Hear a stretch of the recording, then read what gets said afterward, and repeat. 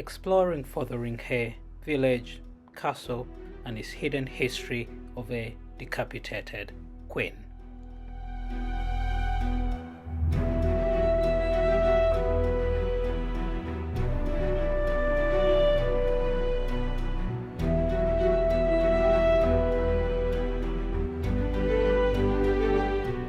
I'm trying to get to Fotheringhay Castle Moat to explore the hidden dark history behind Fotheringhay Castle. Mary Stuart, Queen of Scots, was beheaded in the Great Hall of Fotheringhay Castle in 1587. In case you're asking where the village of Fotheringhay is, it's 3.5 miles north of the market town of Oundle in Northamptonshire in England. My hunt for the castle started after dinner table conversation with close friends during the Christmas festive season. I had passed through this quintessential English village several times, however I was not aware of what lied beneath the surface or its brush with fame. Having parked my car, I made my way through a small road to the castle moat. On my way to the castle moat, my attention was taken up by these wild daffodils. It was such a lovely sight, disrupting the leafless winter tree topography and the miserable, dark, cloudy and rainy winter months.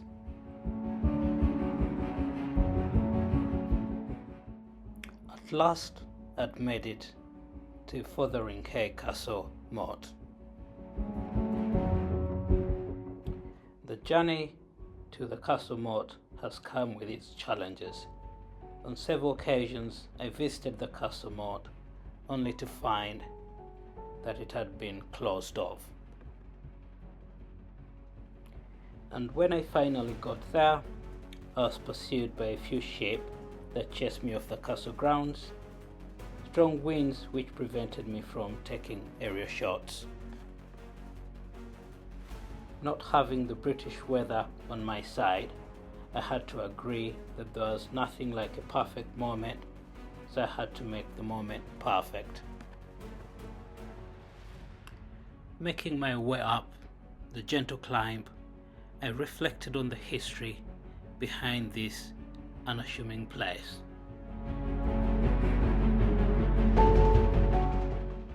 In 1586, Mary Stuart, Queen of Scots, was brought to Fortheringhay from Chartley in Staffordshire to stand trial for treason.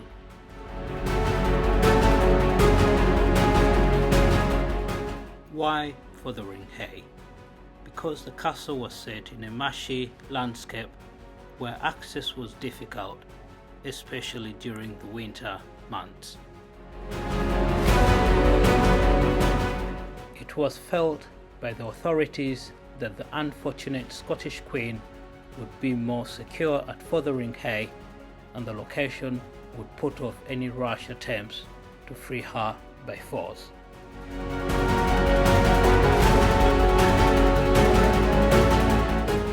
Mary Stuart was tried at the castle in a show trial and predictably found guilty. She was not executed immediately, for the Queen Elizabeth I was reluctant to sign the death warrant.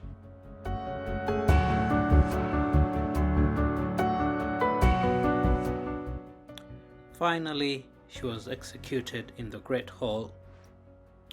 She carefully dressed for the occasion in black with a scarlet bodice and petticoat.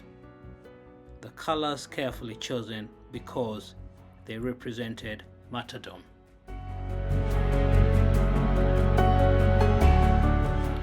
Accounts of the execution vary and may be inaccurate, but tradition says The executioner was nervous and made a poor job of his work, taking 2 or 3 blows to sever the Queen's head.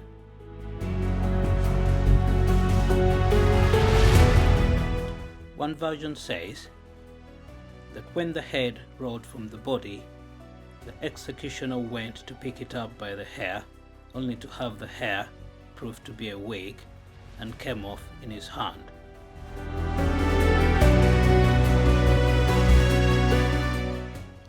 Another version says that Mary's little dog hid in her skirts and refused to leave her corpse.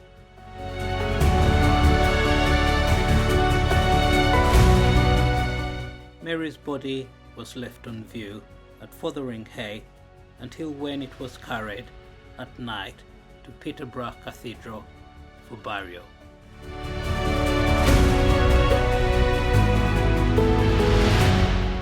When Mary's son James took the throne as James I of England, he had his mother's body transferred to Westminster Abbey and buried in Henry II's chapel in a tomb slightly larger than Elizabeth I.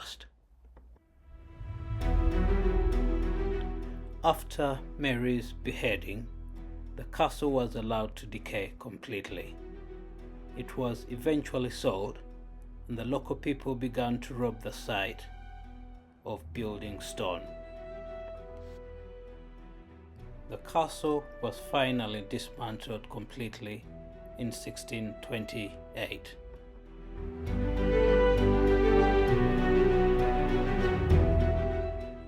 Within the black railing, a part of the stonework left of the castle, and some was used to construct the Talbot Inn at Oundle.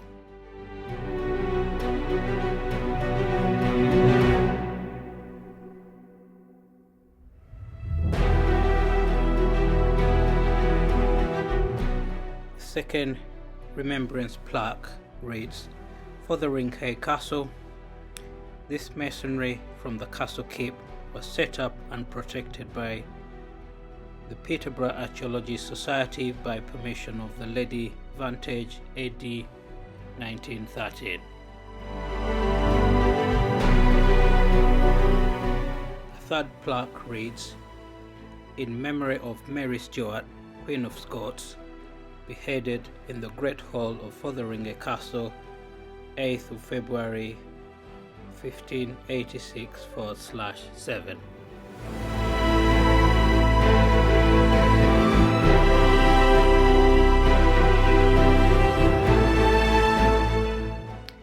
It is such a shame that a place with a testimony of notable royal histrionics, i.e. the birthplace of a king, a prison for a queen, and an execution ground, only have a pile of stoneworks to display.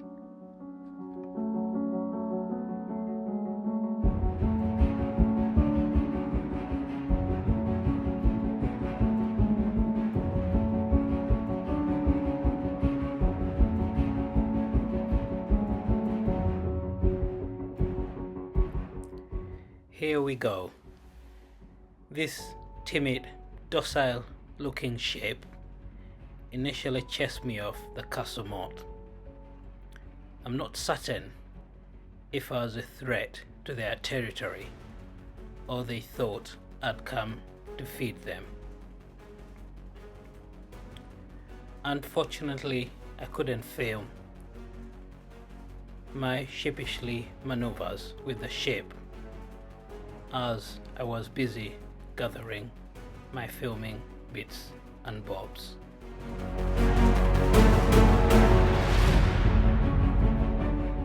Anyway, I escaped unharmed and the sheep were left in peace.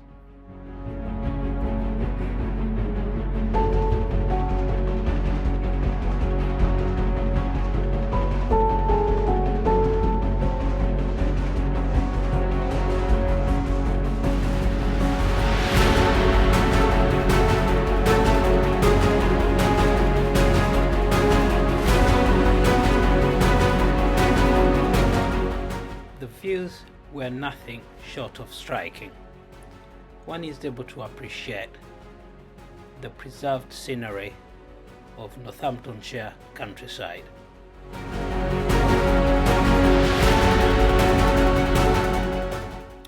You have the advantage point from the castle moat, able to feed your eyes with the lush green countryside, the caravan site next to the farm,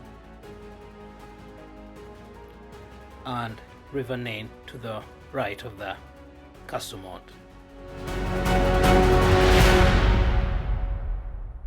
River Nene must have played an integral part in providing security for the castle. Any invaders would have had to navigate the river fast before getting to the castle grounds. It must have been a means of transport to bring supplies to the castle.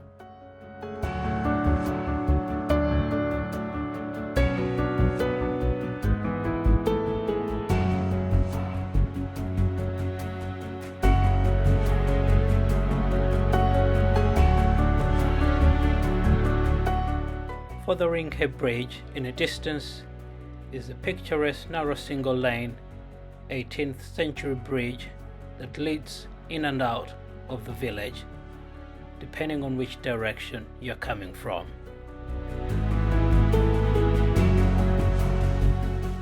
One has to be extra cautious when approaching for onward traffic.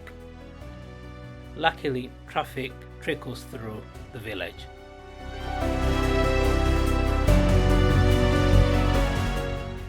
There are two moorings for narrow riverboats provided by a local farmer for a fee, and one is next to the bridge.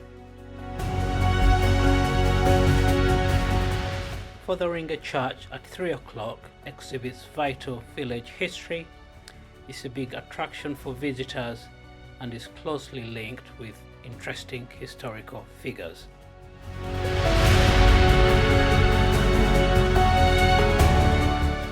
It is a few meters walk from the castle moat, and I'll strongly advise anyone visiting Fortheringhay to pay it a visit.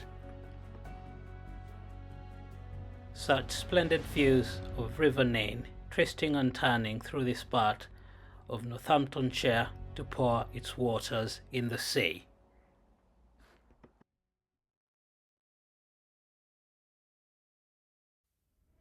Having left the castle moat behind, I headed towards the main road in the village to explore more of its hidden charms.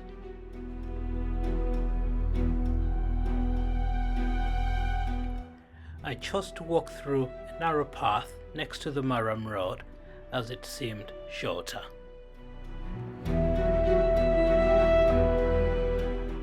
I was hoping to get a chance to have a look around Fortheringhay Church.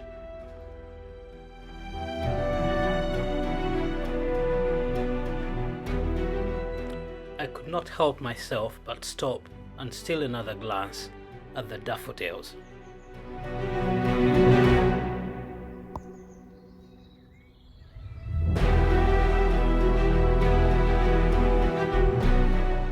Walking towards the main street, Fotheringhay village came to life with its character cottages. It is a place with such immense beauty. The village proudly displays its beautiful cottages by the roadside. I got the impression that during the summer months the village is littered with visitors, as there were plenty of no parking signs by the roadside.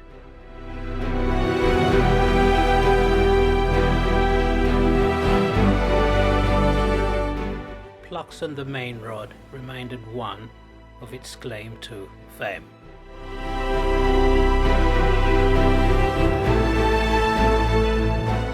Crossing the road, I was attracted to the village pump that was refurbished in 2002, nicely tucked away behind metallic railings. Walking further up the main road led me to St. Mary's and All Saints Church.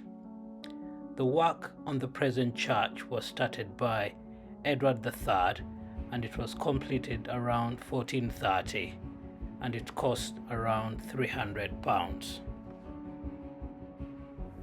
It is a Grade 1 listed building.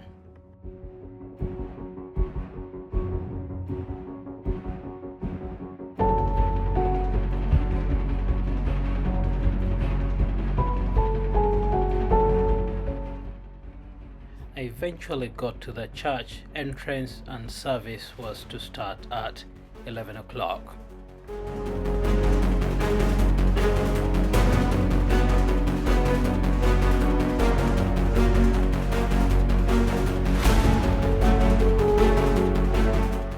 The church avenue was wide, with outside lights at knee-height level. With no doubt, this stretch would look spectacular on a summer or autumn evening.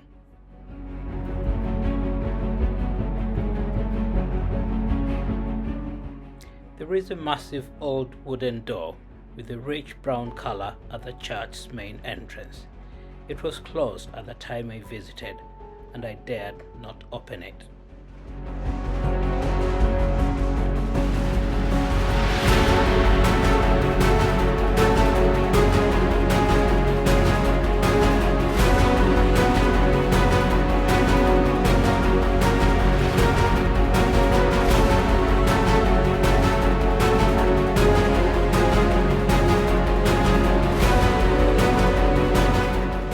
Exploring the back of St. Mary's and All Saints Church revealed panoramic views of Fotheringhay Bridge, River Nene, and more farmland.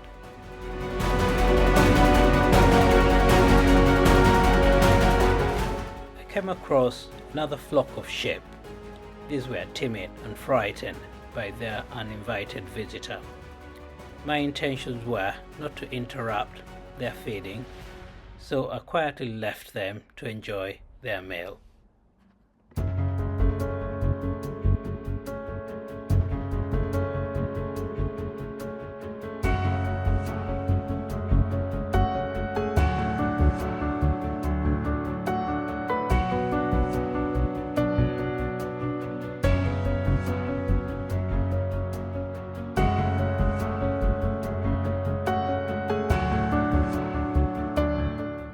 Back on the grand drive of the church, I thought of the rich heritage of Fortheringhay, and I counted myself fortunate to have walked on the same grounds.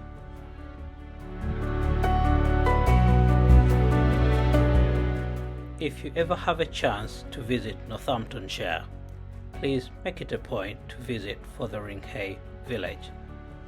Till next time.